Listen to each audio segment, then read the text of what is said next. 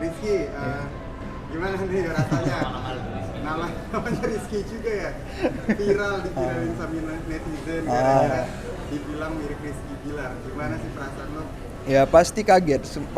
Saya maupun keluarga atau orang-orang lain, teman-teman gitu, nggak ada yang nyangka orang-orang bakal nyamain saya sama Rizky Bilar gitu kan. Tapi ya bersyukur, ada juga bersyukur gitu. Ada nilai positif. Ada nilai positif juga. Sebagai teman, mungkin melihatnya gimana? Emang beneran mirip nggak? Enggak, kalau ini gua ceritain dari awal ya, dari awal. Gua kebetulan banget itu kenal sama yang namanya Bunda Eli. Bunda Eli itu sebagai lawyer tim Bang Rasman ya. Nah, kebetulan banget Bunda Eli tuh Jordan lagi di mana ngoling saya nih misalkan. Yuk kita nongkrong nih sama si Rizky Bilar. Rizky Bilar siapa pun? Serius Bunda mau ngobrol sama Rizky Bilar? Dia lagi bukan masalahnya ini ada tim aku yang mirip sama Rizky Bilar. Rizky Bilar. Ya udah dah tuh. Akhirnya gue ditemuin tuh sama Bunda Eli nama si Rizky. Nah, kebetulan agak mirip juga sih ya. Tapi dia ini mukanya banyak banget loh. Mukanya ada yang mirip Rizky Bilar. Kalau misalnya rambutnya dikatasin dia mirip Tengku Rasya ya. Nah, Tengku Rasya juga tapi dominan ke Rizky Bilar. Gue juga sempat agak kaget juga sih sebenarnya ya. Namanya juga sama. Bener nggak Rizky juga? Tapi dia Rahmat Rizky ya. Rahmat Rizky. Rizky Rahmat. Bro, lu kenapa bisa jadi kayak Rizky Bilar sih? Gak tahu. Tapi emang lu dari dulu dibilang Rizky Bilar sama teman-teman gitu ya atau gimana?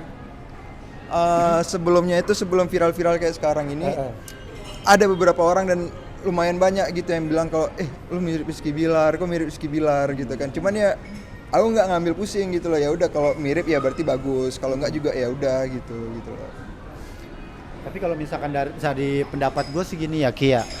Selagi masih hal yang positif itu sih nggak jadi masalah buat gue, bener gak?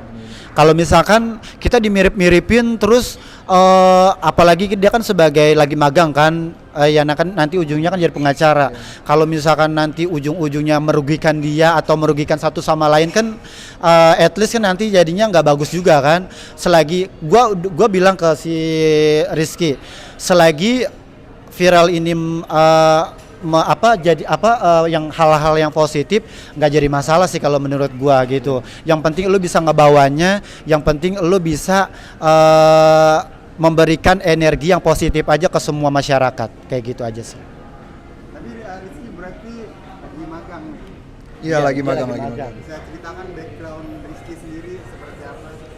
Aku Rahmat Rizky, seorang remaja dari ujung Pulau Sumatera. Aku masih 22. Orang Aceh ya? Aceh. Ujung Pulau Sumatera yaitu Aceh yang coba merintis karir di ibu kota. Nah, gitu. Aku kuliah di Cikarang Presiden University dan sekarang aku lagi ngambil magang di kantor hukumnya Pak Rasman Arif Nasution. Berarti SH ya nanti? Insya Allah Desember aku bakal SH. Desember. Ini ada pengalaman menarik nih. Nih, gua sebenarnya seorang Rahman Rizky ini dia itu orangnya kalem, ya kan? Dia itu baru gara-gara viral tuh baru ngajak TikTok gara-gara viral tadi. Sebenarnya dia tuh anti banget yang namanya ngajak konten yang gila. Sebenarnya gua nggak tahu Bunda kenapa kenalin gua sama si Rizky, ya kan? Kebetulan banget ya sebenarnya nggak kebetulan juga ya, karena mungkin jalannya Tuhan kita berbeda kan. Maksudnya ya mungkin emang udah jalan Tuhan nih kita dipertemukan gitu. Ya udahlah Ki, udahlah sikat aja lah daripada lu rame gue juga rame. Ya udahlah kita ngajak konten. Sebenarnya juga karena kan dia kan backgroundnya kan sebagai pengacara juga. Beda banget sama gua seorang public figure terus dia juga seorang pengacara, jadi menurut dia aneh banget gitu loh. Sorry bro. Artinya dia introvert gitu ya? Introvert? Enggak tahu deh kalau misalnya introvert. Enggak. Aku tuh sebenarnya bukan introvert, cuman kadang ya di depan senior nih aku diem gitu kan. Tapi aslinya gacor. Aslinya gacor. Cuman ya lebih ngerti kondisi aja. Kalau lagi kumpul sama senior ya udah aku diem. Kumpul yang lebih berpengalaman ya udah aku diem dengerin cerita aja gitu. Sekali-sekali ngasih pendapat gitu. Berarti emang udah ready gitu jadi lawyer kan harus banyak ngomong harus. Iya benar. Sebenarnya begini ya. Lu tuh dari dulu kan emang lu pemain itu kan gak sih bintang iklan juga gak sih? Dulu sempet beberapa kali ngambil iklan pernah. Iya dia sempat iklan juga dia pernah, dia cerita waktu Cuman itu. ya bukan yang sampai ke TV gitu enggak Ya. gitu. At least kalau misalkan iklan itu kan ke TVC juga kan waktu durasinya juga kan. Gue juga sama orang pemain iklan juga. Ulah, gue juga kaget. Laki ternyata background lu juga ada di entertain juga ya. Udahlah nyambung juga lah kita gitu. Tapi sebenarnya orang ini yang saya lihat orangnya gimana ya? Dia orangnya humoris juga. Kocak juga udah gitu dia walaupun kalem tapi kalau misalnya dia udah nyaman sama orang ngobrol juga asik gitu. Awalnya gue ngelihat ya dia kalem-kalem aja, nggak taunya gacor juga nih. Nah terus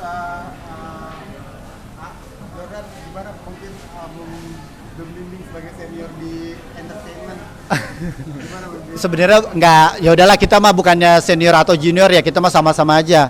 Mungkin gini ya, sebenarnya gue udah kemarin udah nasihatin sama si Rizky juga ya, Ki, lu kalau misalkan kerja, lu kan seorang mungkin lagi viral ini kan ya, mungkin lu manfaatin aja dengan keadaan yang baik. Ya kan? Nah kalau misalkan kerja di entertainment seperti ini, lu mesti harus menjaga attitude lu, sikap lu, perilaku banget, karena itu sangat-sangat penting. Itu poinnya yang kalau misalkan kita menjadi seorang public figure, itu poinnya. Kalau kita sombong, angkuh, belagu, siapa yang mau ngelirik kita? Bener nggak? Nah makanya gue saranin dari kemarin sama si Rizky, lu down to earth, jangan terlalu yang berlebihan, lu jangan terlalu yang sombong, karena kalau kita sombong kita nggak akan dilirik orang juga males kayak gitu. Nah makanya untuk keviralan ini lu gunakan dengan baik, lu mencari hal-hal yang positif. Ya ini juga kan ada terlibatan juga sama kerjaan gitu kan. Semoga yang viral ini masyarakat Indonesia lebih kenal Rizky lagi, lebih dalam lagi. Semoga biar banyak kliennya gitu. Jadi nggak usah diraguin lagi kayak gitu. Biasanya kan orang kalau nyari klien itu kan nyari lawyer kan yang udah punya nama dulu nih, dia pengalamannya apa nih. Makanya gua nyaranin kemarin lu mesti harus berbuat baik, yang positif deh, gue nyaraninnya seperti itu. Bekerja dengan Abang R seperti apa sih? Bang Rasman. Ya Pak Rasman itu dia pribadi yang tegas, yang konsisten, yang tegak dengan aturan gitu loh. Memang kita ketat, tapi buat apa? Buat membimbing bawahan-bawahan Pak Rasman nih, biar bekerjanya tuh lebih tegas, lebih tekun, lebih fokus ke pekerjaan gitu loh. Dan sebenarnya dunia dari segi penampilan juga ya. Dan dari dunia kehidupan sehari-hari itu juga mempengaruhi, kayak gaya pakaian gitu kan, rambut harus rapi, pakaian harus rapi gitu. Itu semua di kantor Pak Rasman itu. Berarti seorang lawyer juga mesti harus rapi juga gitu. Iya, kayak karena pekerja kan kantor gitu. karena pengacara itu kan yang dilihat pertama itu penampilannya. Bisa nggak dia dengan penampilan ini meyakinkan klien-klien dia gitu loh. Iya juga sih, benar juga, ngambung juga. Berarti kalau untuk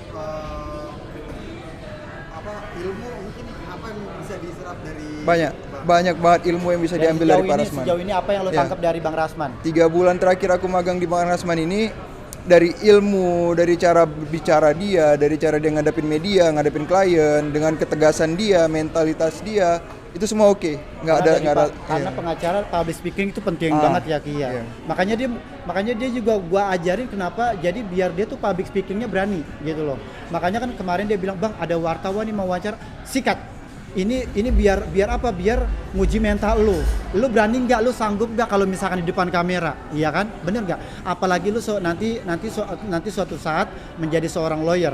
Gimana caranya menjadi seorang lawyer biar tegas, biar terpercaya sama klien-klien lu. Lu mesti harus hadepin. Walaupun wartawan, walaupun apa lu mesti harus hadepin. Lu boleh ngomong pelan tapi attitude lu mesti harus terjaga dan terarah gitu.